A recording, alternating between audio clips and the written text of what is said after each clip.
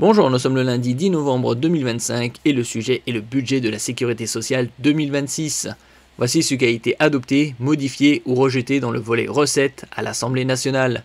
Lors de l'examen du projet de loi de financement de la sécurité sociale, les députés ont largement modifié le projet du gouvernement. Avec Sébastien Lecornu qui est resté quelques semaines, puis il est revenu la même semaine. On avait vu ça précédemment. Le marathon budgétaire se poursuit à l'Assemblée nationale. D'après certains économistes, le déficit public pourrait atteindre les 120% en 2026. Nous verrons. N'oubliez pas de vous abonner pour plus de news nationales, européennes et internationales sur ce monde merveilleux dans lequel nous vivons. Après avoir commencé l'examen du projet de budget de l'État, les députés se penchent sur celui de la sécurité sociale, dont ils ont adopté la partie consacrée aux recettes samedi 8 novembre. Depuis mardi, les groupes de tous bords ont modifié le projet de loi de financement de la sécurité sociale, PLFSS, qui doit être soumis au vote mercredi 12 novembre après 2 jours de pause dans les débats. Le gel du barème de la CSG, rejeté. Les députés ont massivement voté contre le gel du barème de la contribution sociale généralisée, CSG, proposé par le gouvernement pour économiser 300 millions d'euros en 2026. Cette mesure aurait notamment eu pour conséquence de faire changer de tranche de nombreuses personnes et donc de baisser le montant net de leur pension de retraite ou de leur allocation chômage. De quoi susciter un barrage de toutes les oppositions, du Rassemblement national RN à la France insoumise LFI, en passant par le Parti socialiste PS. Même les républicains LR ont dénoncé un article injuste. La baisse des cotisations patronales sur les heures supplémentaires adoptées.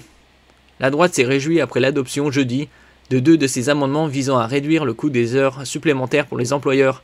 Il s'agit d'étendre aux entreprises de plus de 250 salariés une déduction forfaitaire de cotisation patronale sur les heures supplémentaires dont bénéficient déjà les entreprises de moins de 250 salariés. Selon la ministre des Comptes publics, Amélie de Montchalin, cette mesure coûterait moins de 150 millions d'euros aux finances publiques. La hausse du coût et rupture conventionnelle pour l'employeur adoptée. Les députés ont aussi approuvé un amendement qui relève de 30 à 40% les cotisations sociales patronales sur les indemnités versées pour une rupture conventionnelle ou une mise à la retraite. Il s'agit de rendre le dispositif plus coûteux pour les patrons afin de lutter, selon le gouvernement, contre l'accroissement des phénomènes d'optimisation, les ruptures de contrats de travail. La fin de l'exonération de charges pour les apprentis rejetée.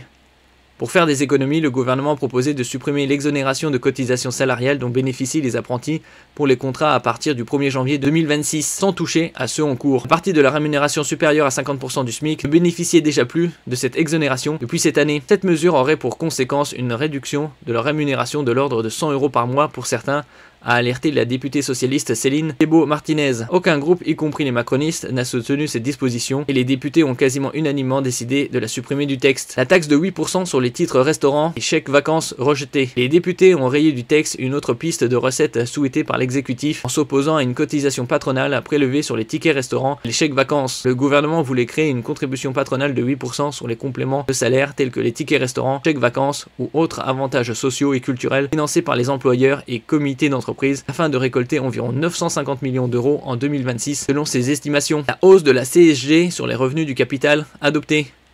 C'était l'une des propositions des socialistes pour financer la suspension de la réforme des retraites.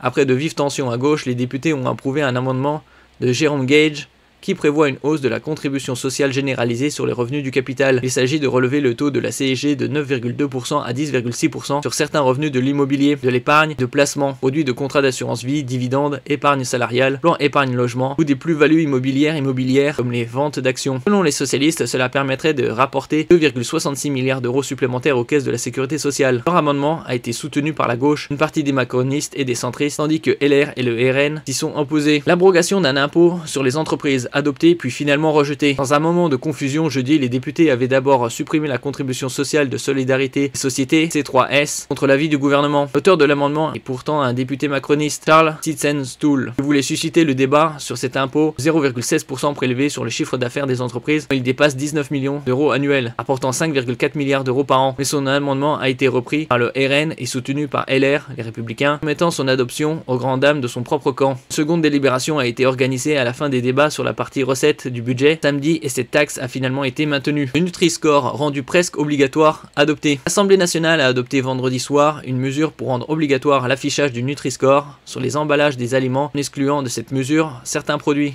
par exemple ceux portant le label AOP, appellation d'origine protégée. La ministre de la Santé, Stéphanie Rist, a en réponse affirmé que l'amendement contrevenait aux droits de l'Union européenne avec un risque de sanction. Création de taxes sur l'hexane, sur les boissons énergisantes alcoolisées adoptées. Les députés ont approuvé un amendement du député MoDem Richard Ramos qui prévoit la création d'une taxe sur l'hexane, solvant massivement utilisé par l'industrie agroalimentaire pour extraire les huiles végétales et dont des traces peuvent être trouvées dans des aliments parce qu'il peut être neurotoxique et perturbateur endocrinien. Le produit de la taxe, qui s'élèvera à 0,3 centimes d'euros par litre, doit servir pour moitié à accompagner les industriels vers l'utilisation de produits alternatifs, pour moitié à des actions de prévention. L'Assemblée a aussi adopté une taxe sur les boissons énergisantes alcoolisées, considérées comme un fléau notamment pour les jeunes. La mesure cible l'apparition de nouveaux produits, par exemple la boisson Vodi, qui mélange alcool fort, excitant et ingrédients sucrés ou aromatisés. Faire plus de transparence sur les prix des médicaments. Adopter un amendement visant à rendre public les prix réels des médicaments et les remises accordées par les entreprises pharmaceutiques à l'État a été adopté avec les voix de l'ensemble de la gauche, de l'extrême droite, contre l'avis du gouvernement. Les députés ont par ailleurs voté en première lecture pour fixer à 40% le plafond des remises commerciales qui peuvent accorder les laboratoires sur les médicaments génériques. Un arrêté gouvernemental pris en août qui plafonnait ces remises à 30% au lieu de 40% auparavant avait déclenché une grève des pharmaciens, poussant le gouvernement à faire machine arrière. Finalement,